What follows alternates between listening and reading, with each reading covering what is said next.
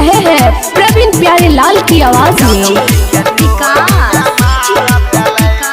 Presented by PM recording studio Alamnagar Madhepura. घंघरी उठाई के न चली गे छवरी, यादव जी के टोली में मार भेले।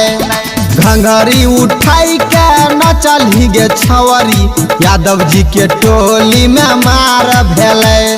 पूरे समियाना में, पूरे समियाना में दू तरफ टकरार भेले।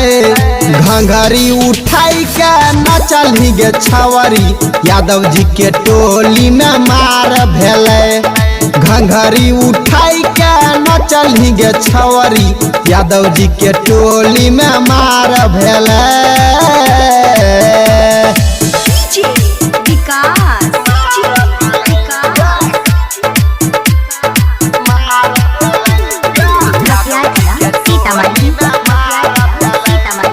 Mix by Balbhadra Singh, Balbhadra Singh. पनसोइया 2000 से चोली के यापन भैर लेली, भीतर के सामान देखाई के सबके बस में कर लेली।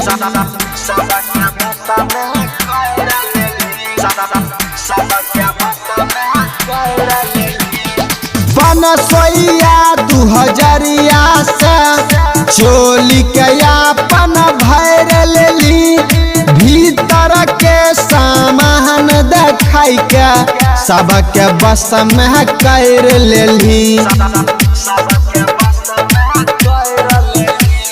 छोटे छोटे कपड़ा जे पहनली, सबके पॉकेट झार भेले। छोटे छोटे कपड़ा जे पहनली, सबके पॉकेट झार भेले। पूरे समियाना में, पूरे समियाना में दू तरफ टकरार भेले। घंघरी उठाई के न चली गे छवरी, यादव जी के टोली में मार भेले। घंघरी उठाई के न चली गे छवरी, यादव जी के टोली में मार भेले।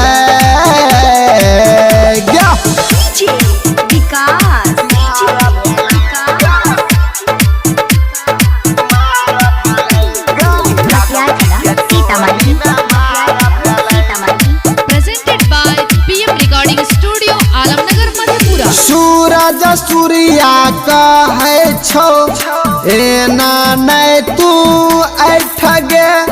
प्रवीण प्यारे लाल राजू झायर दे तो गई सगे।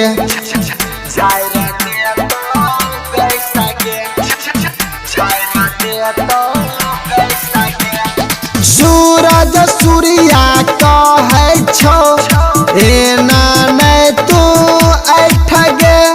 प्रवीण प्यारे लाल गुलशन झायर दे तो गई सगे। कनखी दबाई के दिली जे इशारा, सबसे नैना चार भेले। कनखी दबाई के दिली जे इशारा, सबसे नैना चार भेले। पूरे समियाना में, पूरे समियाना में दू तरफ टकरार भेले। घंघरी उठाई के न चली गे छवरी, यादव जी के टोली में मार भेले। घंघरी उठाई के न चली गे छवरी, यादव जी के टोली में मार भेले।